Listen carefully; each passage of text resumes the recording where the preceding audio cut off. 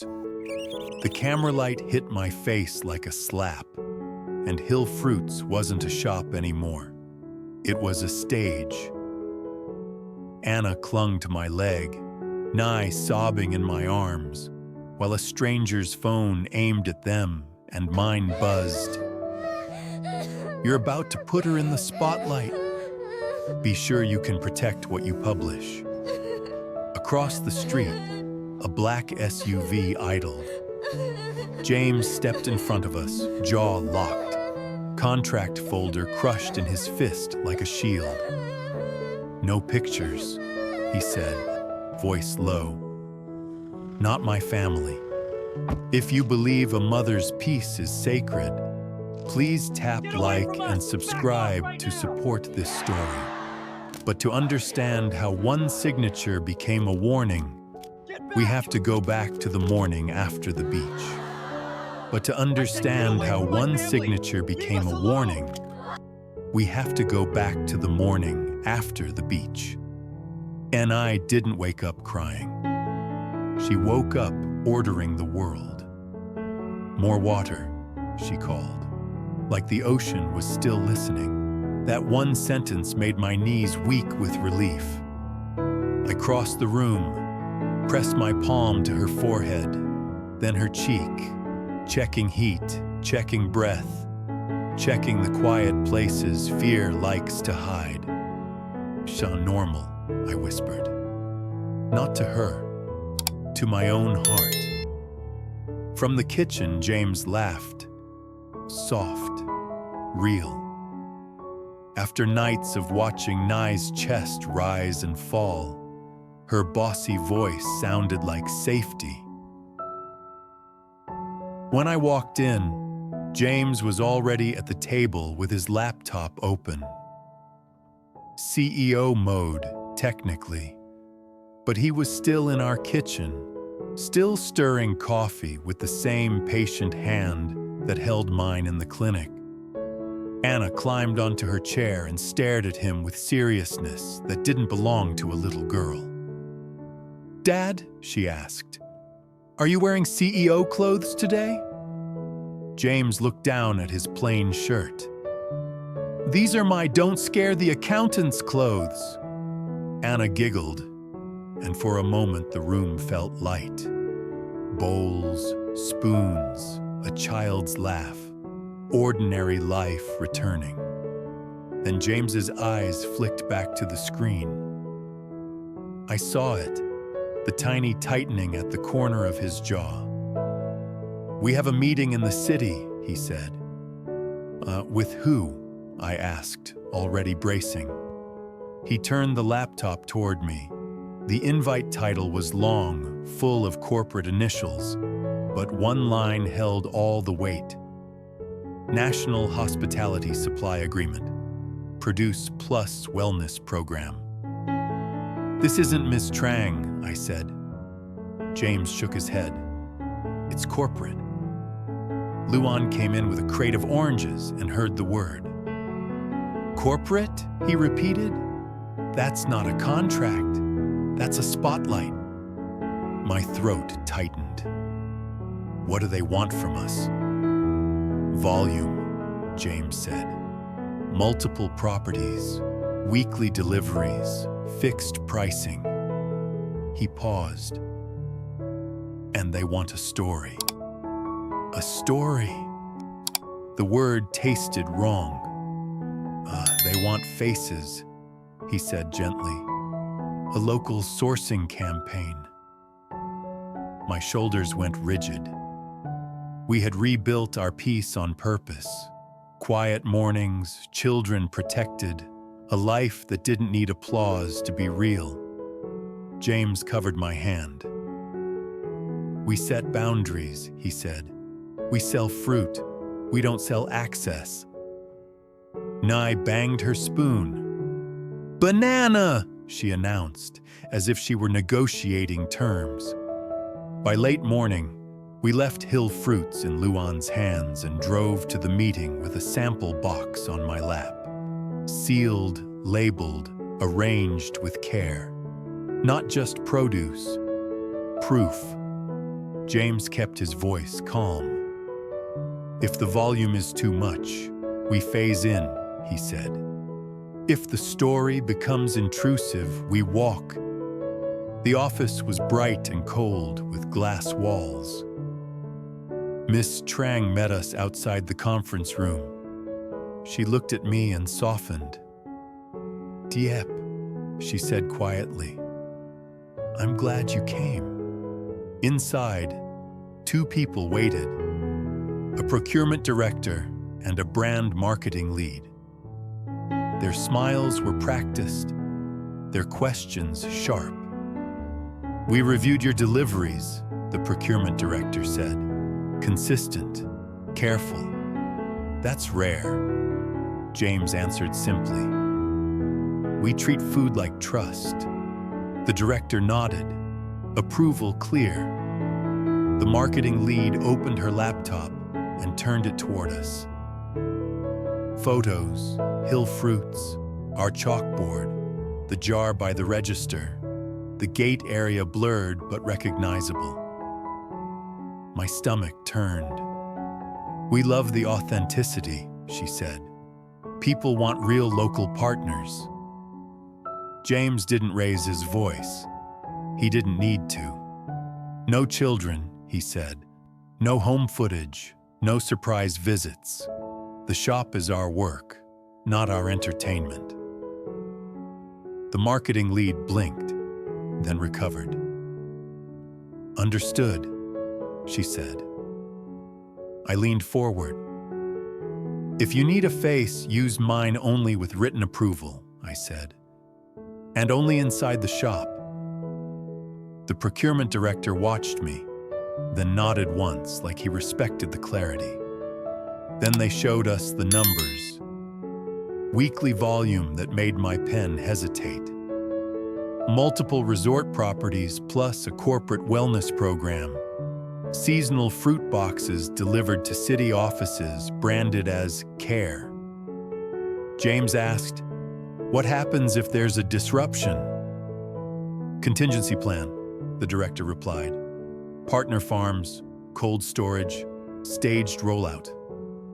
"Then we stage it," James said. "We don't overpromise." The director leaned back. "Smart," he said. "We prefer smart." That was when he slid one page across the table, a clause highlighted. Exclusivity. Primary supplier within the region.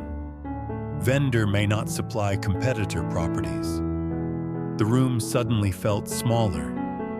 Exclusivity sounded like security, but it was a leash. It meant our relationships could be controlled. James read the clause twice. Then he looked up. "We can't sign this as written." "It's standard," the director said. James stayed polite. "Standard doesn't feed my children," he replied. "We'll agree to priority scheduling and minimum volumes. We will not agree to being trapped." Silence. Then the procurement director smiled, small, approving. "That's a CEO answer." James's voice softened, but the conviction didn't. "It's also a father answer." Under the table, my fingers trembled. James squeezed my hand once, steady as a heartbeat. They negotiated fast, line by line. Priority instead of exclusivity. A two-property pilot. Expansion only after performance checks. Privacy rules written in plain language. Finally, the revised agreement slid toward us again. "Sign today," the director said, "and we start next month." James read the last page, then he turned to me. "Are you comfortable?" It mattered that he asked. I swallowed. "Yes," I whispered. "If the privacy clause stays exactly as written." James looked back at the director. "We keep it." "Agreed," the director said. James reached for the pen, and his phone buzzed. One message, unknown number. You're about to put her in the spotlight. Be sure you can protect what you publish. My blood went cold. James didn't show the room. He turned the phone face down, drew one slow breath, and looked at me, eyes asking what decision we were making now. I answered with my stillness. We don't stop. We just stay smart. James nodded once. The pen hovered over the paper. In that quiet second, I could hear my own pulse louder than the air conditioner. The marketing lead's smile froze. Miss Trang's eyes flicked to my face, then away, pretending she hadn't noticed the shift in the room. James's fingers tightened around the pen, not shaking, controlled. Like a man deciding whether to open a door, knowing someone might be waiting in the dark on the other side. James held the pen like it weighed more than ink. He read the last page once more, then looked at me, not asking for courage, asking for alignment. I swallowed. The privacy clause stays. I whispered. It stays, he said. His signature flowed across the paper, calm, controlled. Then he slid the folder toward me. My hand shook as I wrote my name. Not because I doubted the work, because I could feel the size of the door we just opened. The procurement director stood. Welcome, he said. You're now one of our largest local partners. The marketing lead was already smiling. We'll schedule a small shoot, she said. Hands at work, beautiful produce, a warm local story. James didn't argue. He set a boundary. Requests in writing, he replied. No walk-ins, no children, no home. Her smile tightened, then returned. Of course, Miss Trang walked us out, voice low. You did well, she said. Corporate respects boundaries when they're stated early and enforced, James answered. Outside, the air felt warmer until his phone buzzed. Unknown number. A photo. Hill Fruits, our sign, taken from across the street. Under it, pretty little place. Shame if it gets too famous. My stomach dropped. James didn't reply. He slid the phone away like you would hide a blade before a child could see it. Back at Hill Fruits, the bell chimed, and Anna ran into James's arms. Did you win? She demanded.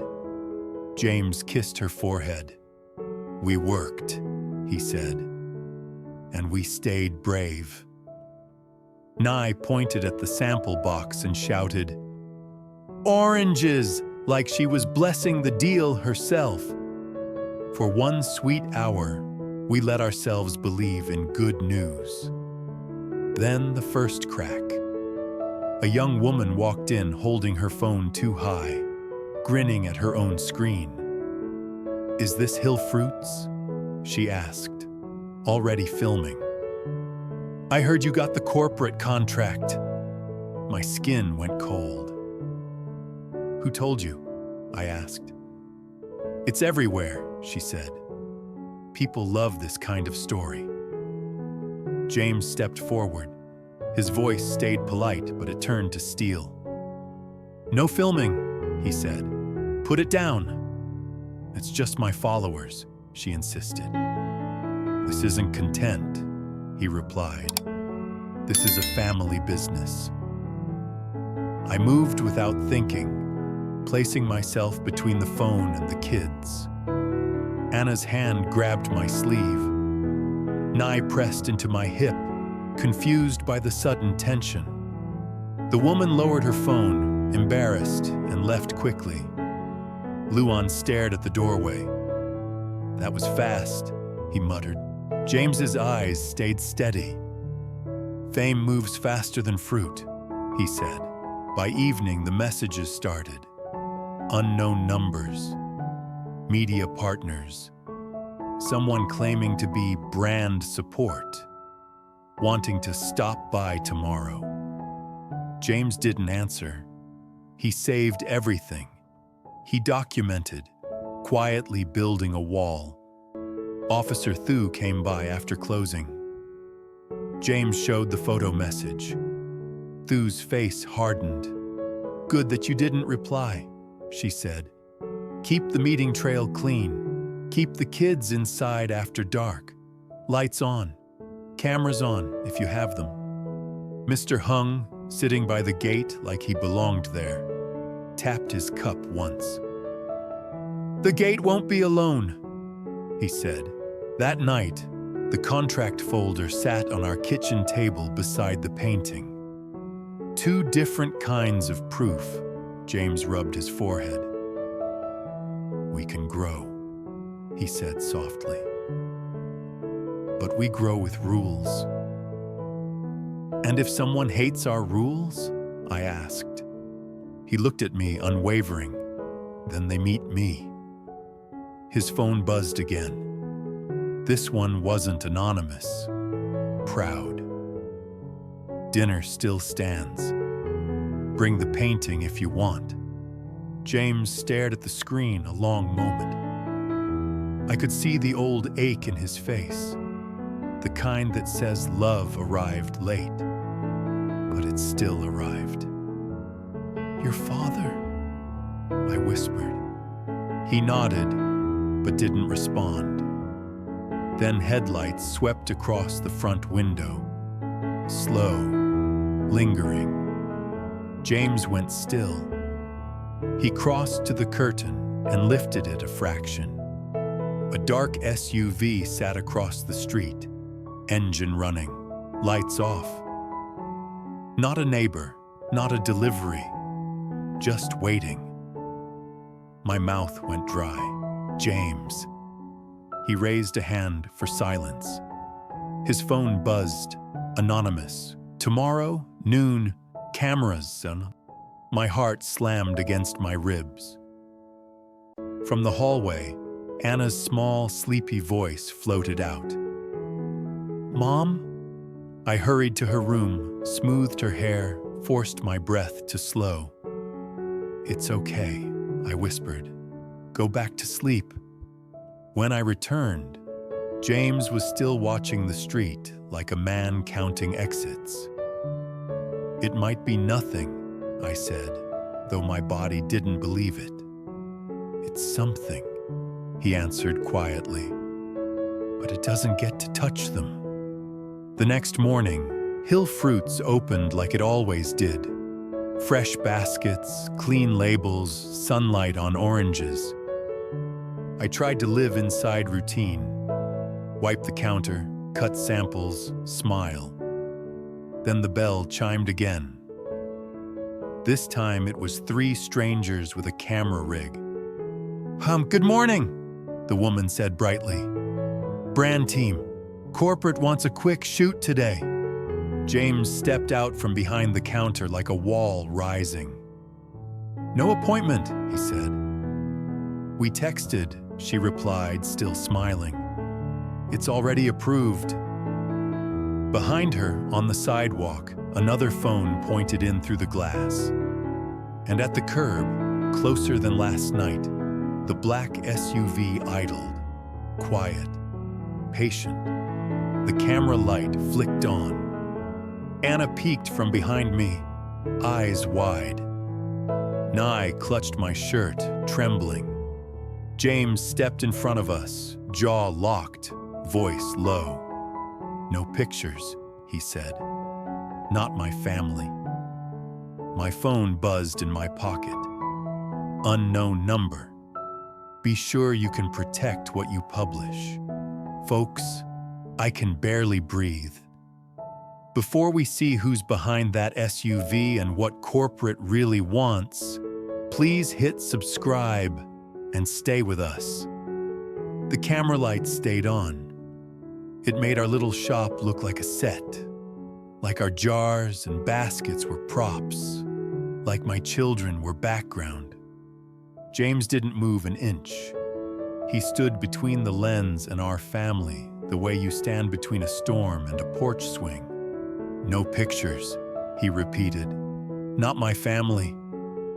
The brand woman's smile wavered. Sir, this is a corporate initiative, she said. It's already scheduled. Show me the written approval, James replied. She hesitated. Behind her shoulder, a man with a headset glanced toward the SUV at the curb, like he was checking for someone's signal. My stomach turned. I slid my hand into Nee's hair, grounding her. Anna's fingers were locked around my wrist, like a tiny anchor. James's phone buzzed again. Another anonymous message. He didn't look. He didn't need to. Officer Thu walked in as if she'd been summoned by instinct. She wasn't in uniform today, just jeans and a calm face that never asked permission. "Oh, what's happening?" she asked. The brand woman brightened, relieved. "Great, an officer. We're corporate media." Thu held up one hand. "This is a private business," she said. "If the owner says no filming, you stop. Now." The man with the headset muttered, "We can shoot from the sidewalk." Thu's eyes hardened. "You can also be cited for harassment if you continue after being told to stop." The brand woman's smile snapped back into place, but it looked brittle. "We're not harassing anyone. We're telling a positive story." I found my voice. "A positive story doesn't scare children," I said quietly. "If you want fruit, buy fruit. If you want content, go somewhere else." A few customers had gathered. Regulars, neighbors. Mr. Hung stood near the gate, arms folded.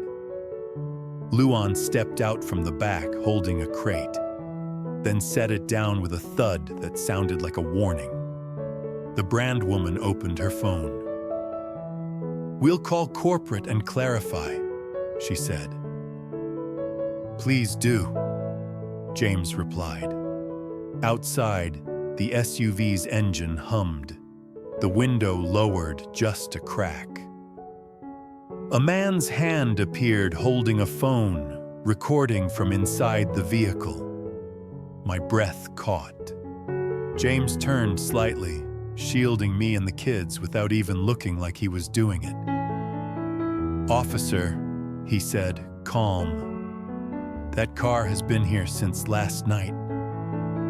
Thu nodded once and walked straight to the window. "Turn it off," she said, voice flat. The window rose halfway, then stopped. A man's face appeared, older, confident, the kind of face that knows what it can get away with. He smiled at Thu like this was a game. "Public street," he said. "We're allowed to sit." "You're allowed to sit," Thu agreed. "You're not allowed to intimidate." The man shrugged. "Intimidate? We're here to help them get famous." James stepped outside then, slow, controlled, not angry, focused. "Who are you?" he asked. The man's smile grew.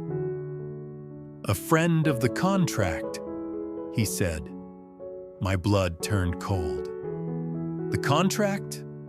James didn't blink. "What do you want?" The man leaned closer to the cracked window. "Corporate loves a redemption story," he said. "CEO returns, poor woman saved, sick child thriving, people will eat it up." My stomach flipped with disgust. He was talking about our pain like it was a headline. James's voice lowered. My wife isn't a marketing angle. The man's gaze flicked past him toward the shop window, toward me, toward Anna's face pressed to the glass. That clause you negotiated, the man said casually. The privacy language, cute. But corporate can still request access for compliance checks and partner activation. It's in the appendix. James went still. I saw it. He hadn't missed the clause, but he hadn't expected someone to weaponize it this fast. Thu stepped closer. If you're connected to corporate, identify yourself, she said. The man laughed softly. Tell him to read the contract again, he said, and the window rose. The SUV rolled forward 2 feet, then stopped again, like a dog testing a chain. Inside, James opened the folder on the counter with hands that didn't shake, but his breathing had changed. Deeper, heavier. He flipped to the back pages. Appendix. Partner activation. On-site verification. Content capture. As mutually agreed. Mutually agreed, I whispered. James's jaw tightened. They're trying to redefine mutual as pressure, he said. The brand woman returned from her call, cheeks flushed. Corporate says we need at least a short shoot, she said quickly. It's part of the partnership activation. If you refuse, the rollout could be delayed. Delayed. It was a threat dressed as professionalism. Luan took 1 step forward. So the contract comes with a muzzle, he said. The brand woman frowned. It comes with standards. James looked at her steadily. Then here are mine, he said. He pulled a blank sheet from the printer behind the counter and wrote, line by line, as he spoke. No filming of minors, no filming of customers, no filming outside the shop, no filming of the home, no surprise visits. Any content must be approved in writing by both owners. He signed it. He slid it across the counter. This is your standard, he said. If corporate won't sign it, we pause the rollout. The brand woman stared like she couldn't believe he was doing this. And you'll risk the whole contract? She asked. James's voice softened, but it carried iron. I'll risk money, he said. I won't risk my children. Behind me, Anna whispered, Dad. James turned, crouched, and held her face gently between his hands.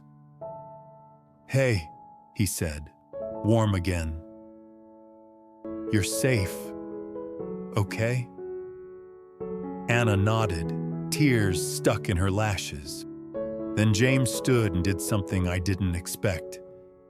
He called his father, not with anger, with clarity.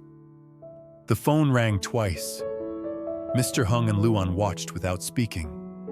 Thu's gaze stayed on the SUV. James's father answered. His voice was quiet. James. We're being pressured, James said simply. Corporate media, a car outside recording my kids. Silence on the line, then a low breath. Where are you?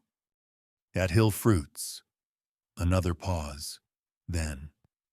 Stay there. James didn't ask why.